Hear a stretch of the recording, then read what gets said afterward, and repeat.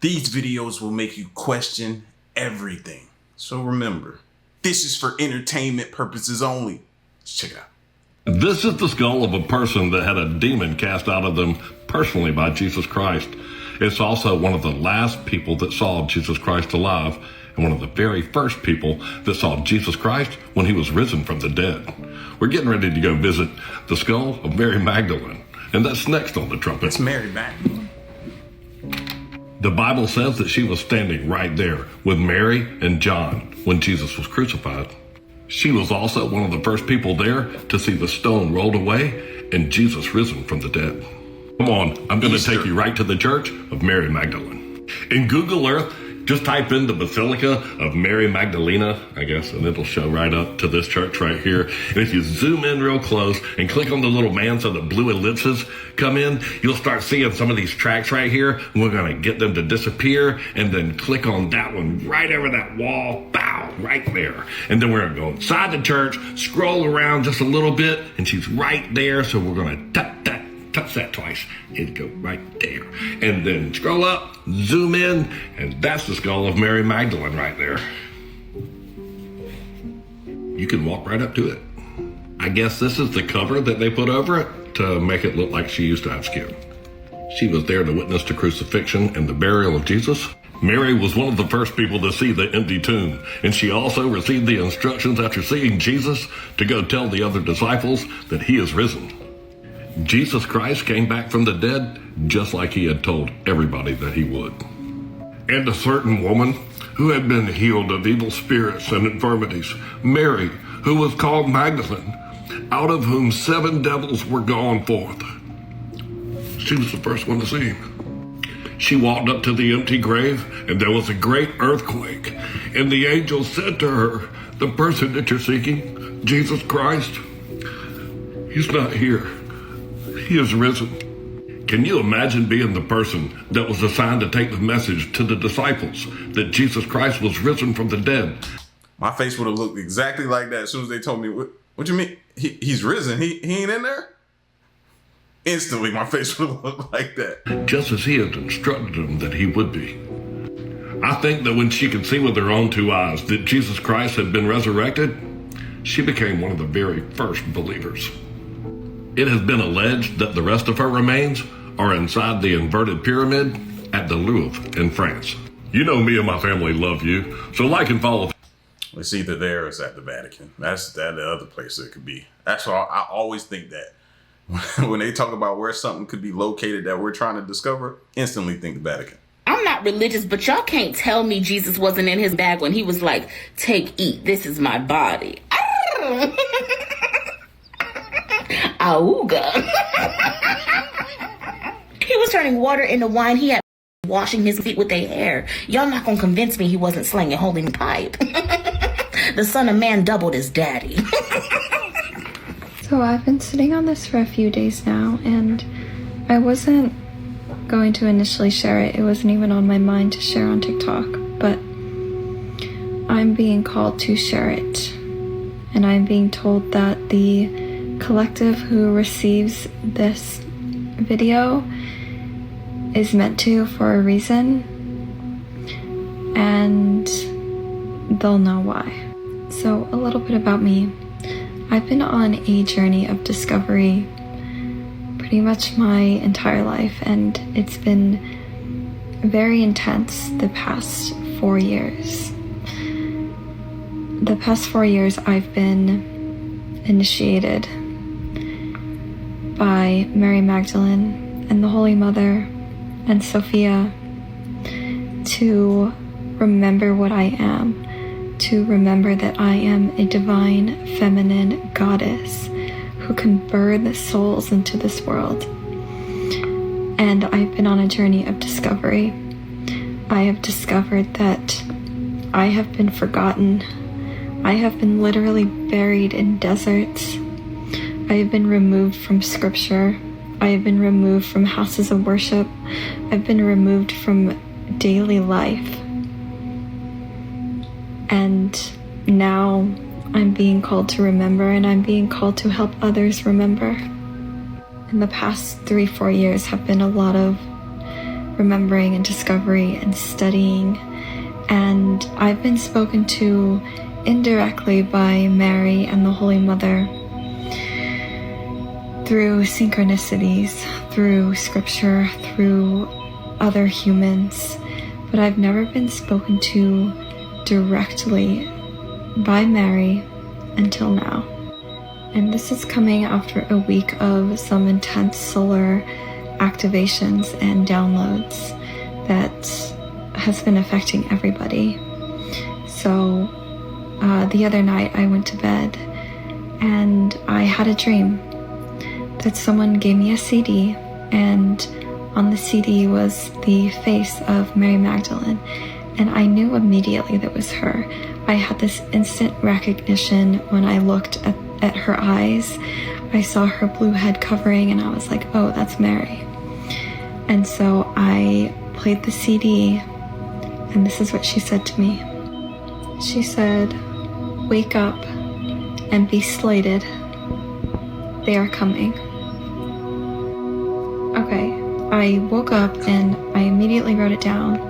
And then I had to look up what slated meant in this context, because I did not know what it meant. I've certainly never used that word before. So this is how I know that this was a message from her. And so what slated means in this context is appointed. And what's interesting is that I've always felt like I was an initiate of Mary Magdalene, but I never felt truly appointed. And I woke up knowing that finally I had been. And I knew that I had finally opened up the space in my heart by clearing out what was not serving me, so that I could serve others and so that I could come into my true power. And it's just been this culmination of so many things happening in my life, and it's just the most divine timing. And now I truly feel like I am an initiate of Mary Magdalene, and I am coming into my own power as my own goddess, but also as a vessel of her and her teachings. And I know it's time to spread her teachings, and it's time to make the Holy Mother as important as the Holy Father, because she is, if not more important. And I know the collective that is viewing this message knows this to be true also. And we are in the midst of a very powerful spiritual war. It's the most powerful that our civilization has ever seen. And so the light workers are waking up. And we need to know who the other ones are. And that's why I'm sharing this. So please let me know if you're on this journey with me. I would love to know your own experiences that you are able to share. And we need to build our army. So let yourselves be known. It's time. Hey, we are very briefly going to talk about just one part of the biggest injustice, in my opinion, done to mankind. Mary Magdalene. She is by far one of the most important, mysterious, yet misunderstood figures of all time. And in the 6th century, there was a horrible narrative invented about her, saying that she was a prostitute that had 7 demons cast out of her. And rumors are never really nice, but this is an extra big deal because Mary Magdalene was the most intimate and close disciple to Christ. Now, I also heard this when I started looking into the Book of Enoch. This is when a lot of this type of stuff started coming out as well.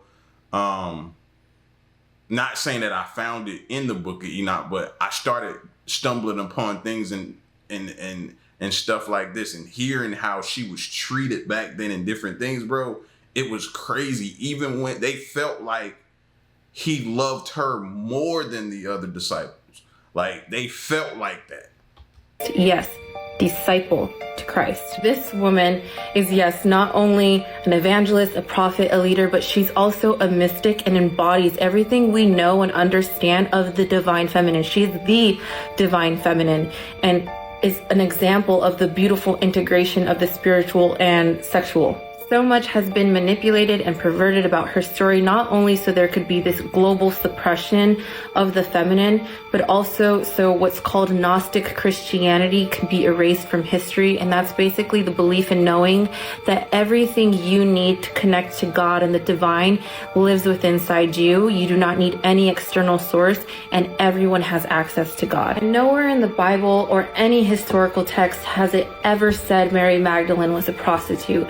And that verse about her having 7 demons, it's really important to consider context. In the ancient world, people prescribed any kind of mental or emotional afflictions with being demon possessed. And we know that's not true, because then you would be demon possessed every Friday night. I'm kidding. Don't let anybody talk to you that way. I have more theories on the 7 demon thing. I'll make another video for that, but just know in 1969 the Vatican changed their official position on Mary Magdalene, confirmed she's never been a prostitute. They recognized her as not only a saint but an official disciple, and basically said, oops, we made a mistake.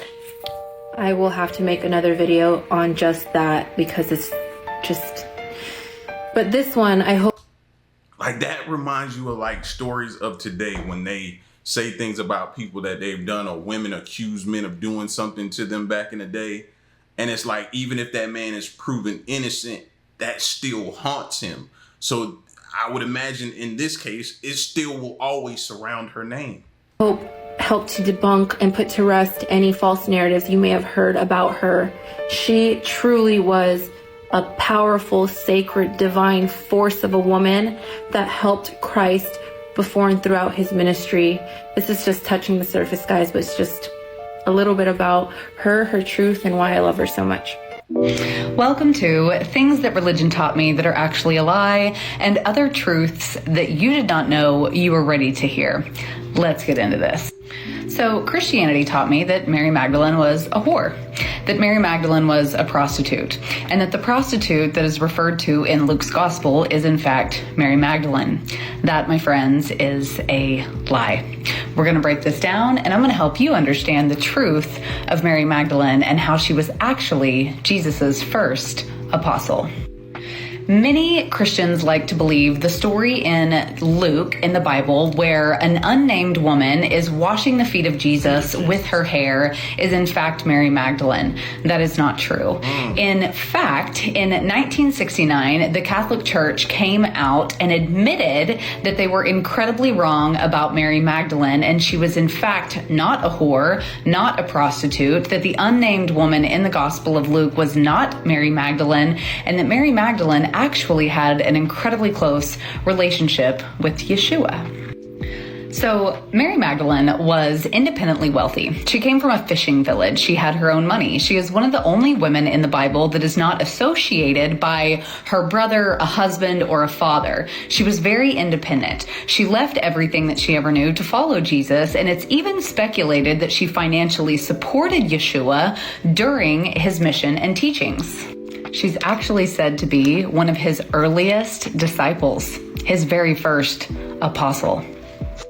Over time, as religion grew and the church patriarchal grew, her persona and her close relationship with Jesus was seen as a threat. So they began to belittle her character and build up this false story to teach people that she was some whore with all of these 7 demons that Jesus was casting out all the time. But here's the truth. We all have demons in an energetic sense that we need casted out, that we need healing from. True. So let's keep going. Jesus came to Mary first upon his resurrection. Can you imagine? Can you imagine being the one that Yeshua came to? You knew that he had risen from the dead, and you got to share in that sacred moment with him. I don't think that Yeshua would have saved that moment for just anyone. I think that it was his closest apostle and the woman that he was truly in love with that he shared that moment with. In one of my favorite teachings, which is in the Gospel of Thomas, Thomas is asking Jesus, please tell me, Jesus, tell me the truth. Tell me like you tell Mary, not like you tell all the other disciples. That alone implies what a close relationship with Mary that Jesus actually had. Mary spent the rest of her days in the south of France teaching truth. I said it in another video, right? I said, man, it's like they kept saying little things, right? And then as they felt more and more that they felt like he loved her more than he did the other disciples, right? So it felt like then they started slinging mud on her name. I felt like that, but I don't know for sure. I just felt that certain things, how they said things when they spoke to her about him, and then when they spoke about her name, it was just crazy. And then you know how women were treated back then already. So it's like that doesn't seem too far-fetched when you start to think about how they were treated. So, and the secret gospel of Mary Magdalene. Okay, so this is for real, my Roman Empire. I am a patron of Mary Magdalene. I absolutely love her gospel. I found it about 2 years ago, and as someone who had left the church specifically because of the way that I watched the evangelical church perpetuate systems of control, especially here in the United States, Mary Magdalene's gospel has liberated me and allowed me to return to my faith in a way that really nothing else had. So, if you are interested in understanding the woman who was Jesus of Nazareth's counterpart, the feminine face of this Godhead, because Godheads exist in all religions. They are used metaphorically, but these were two real people who expressed that type of divinity here on earth through the way that they lived out their spirituality. I highly recommend this book, Mary Magdalene Revealed. I genuinely cannot say enough about this book. Not only have I read it multiple times, but I use it every single day in my spiritual meditation. It has truly connected me to my divinity as a woman.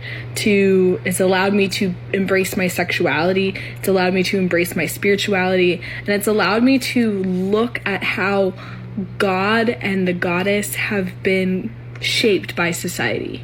But specifically how the goddess was revered and then was purposefully forgotten from human memory. The way that we contextualize society is based off of the way that history is presented to us. The history within the Christian church is that she was a prostitute and that she was just this lower level disciple to Jesus, and that was purposeful. This is an institution that thrives off of patriarchy and off of dominance and control, so of course that narrative is going to be erased. But it does not mean that that's what actually historically happened. And we are now in this era where we get to share information with each other and reclaim the parts of history that were purposefully left out. So as I said, sprint to get this book, Mary Magdalene Revealed. Talk with people about Mary Magdalene, understand how she can liberate you, and then reclaim the parts of history that you were purposefully told to forget. Because our history connects us to our humanity. Anyway, my Mary Magdalene rant for the day. I just heard today that they are saying that Jesus was never crucified. And if this were true, it would change a lot of things and a lot of beliefs. So what are they saying? Basically, Jesus was never crucified.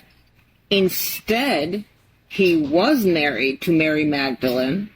And after attending mystery schools, where they teach you magic and stuff, he then moved to Tibet, where he learned more arts and crafts of meditation, elevated awareness, ascension, and all these things like that.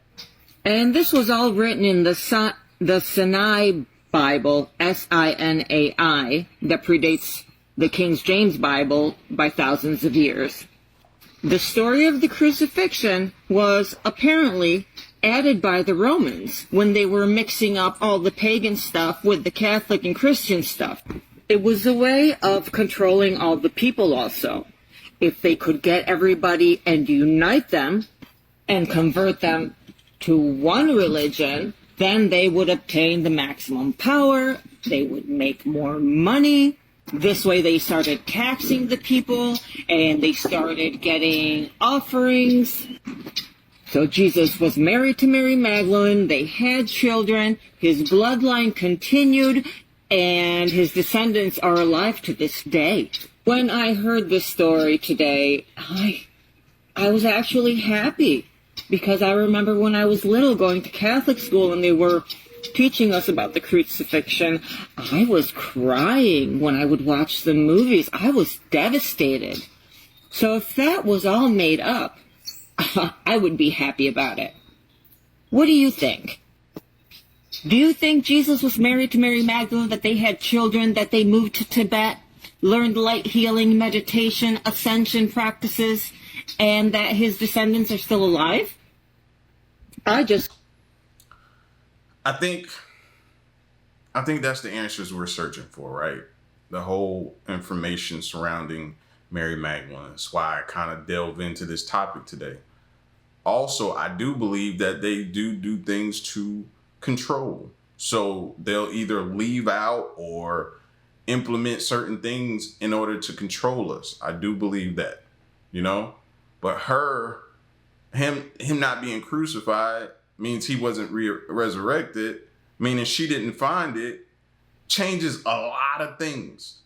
So that's a lot to take in. But out of all of that, when she started talking about how they did certain things to control us, I do believe that. Welcome to Women I Wish I Would Have Learned About in Church, the series where I talk about women that I wish I would have learned about in church, and in this case specifically, women that I wish I would have learned the truth about. Today, we're going to talk about my girl, Mary Magdalene. Now, Mary is talked about a lot in church. I mean, she was the woman who Jesus appeared to after he resurrected, but the tale that is spun about who she was when we learn about her in church is simply not accurate. You probably heard she was the repentant prostitute who Jesus cast 7 devils out of, and she followed him and was the first person that he resurrected to, and that's about it. No big deal. Well, the whole prostitute thing is not true. It's a blatant lie. The only reason people say that is because in 591 AD, Pope Gregory gave this sermon saying that the sinful woman, Mary of Bethany and Mary Magdalene, were all the same person, and they're not. They're 3 different women. But the church very purposefully painted Mary as a prostitute to defame her and discredit her. Because here's more of what actually happened. We know that she was one of the women who funded Christ's ministry. We know that she was seen as a spiritual leader. I believe that she was Jesus's wife and his spiritual equal. She has her own gospel that was not included in the New Testament. And after Jesus died, there were at least 2 branches of Christianity. There was the Gnostic Christians, which is like Mary Magdalene and other people, and they interpreted Christ's teachings in a certain way. And then there was what has become canonized Christianity, which is like Peter and Paul and their interpretations of Christ. And unfortunately, those are obviously the teachings that won out, and the Gnostic Christians were erased and silenced, and they tried to paint Mary as this prostitute to discredit her. Because if a woman is a prostitute, she can't be trusted. If a woman is a prostitute, Jesus wouldn't confide these teachings to her. He wouldn't tell these to a prostitute. She's lying. Why wouldn't he? Is he not famous for the saying? That didn't make him famous, but you know the saying, how the saying goes. He without sin cast the first stone. Does that apply here? Just asking. And Pope Francis has actually said that no, Mary Magdalene was not a prostitute. This was not accurate. This is not what we believe. And he declared July 22nd Mary Magdalene's feast day. And don't even get me started on the whole 7 devils thing, because I'm running out of time. Short answer is she probably wasn't actually possessed by demons. It's an error in interpretation. So yeah, Christianity did her dirty. The secret of existence and the power of women have been suppressed by the church. I'm going to reveal what they don't want you to know. The Gospel of Mary Magdalene is a Gnostic gospel. She is the most prominent disciple and a teacher of divine wisdom. She explains that all of humanity is divine and that we can rise above the illusion of the material world by overcoming ignorance. The church considered these beliefs heretical, and they spent decades systematically abusing the Gnostics until they were forced into silence. But the Gnostics never really went away, and they still exist today in anyone who has any interest in spirituality, philosophy, or mystical teachings. The Gospel of Mary Magdalene is an important text to a group of Christians called Gnostics. The word Gnostic is derived from the Greek word for knowledge, and the Gnostic Christians claim to know hidden knowledge and the real teachings of Jesus Christ. So who was Mary Magdalene, and what was the secret of reality that Jesus told her? And why did the church consider this knowledge to be evil? Okay, what is the Vatican doing? So they are preparing guidelines for apparitions and other supernatural phenomena. Now, for those who do not know, an apparition refers to an instance in which a divine entity, such as a saint, the Virgin Mary, or Christ himself, makes itself known to a person on earth. We have the Vatican declaring this guideline to be published on May 17th. Now, this date stuck out to me for a couple of reasons. Because this date on May 17th is one day before May 18th. And May 18th is 40 days after the Great American Solar Eclipse. So April 8th, that is when the solar eclipse happened. 40 days later is May 18th. It's just a weird coincidence that Homer, in the episode about him predicting the rapture, predicts it to be on May 18th. We also have the fake Pentecost happening a day after on May 19th. I am not telling you something is going to happen on one of these days. I am sure nothing is going to happen because I can see the comments now. Nothing happened. Nothing ever happens. I'm not telling you something is going to happen. I am just pointing out weird coincidences that I see. Okay? Why is the Vatican declaring this on May 17th? Why is it published on May 17th? And that is, again, just perfect timing. 40 days after the solar eclipse, right before Pentecost. Again, we will have to wait and see what happens, but just weird times that we live in, guys. And I'm just bringing up these things to you, to your attention. You can take it to the Lord. You can think it's all silly, and that is fine. That's totally fine. We can all believe what we want, but I, for one, would recommend focusing your eyes upon the Lord, asking him for all discernment during these crazy times that we live in. So with that, guys, love you all so much. God bless, and remember, the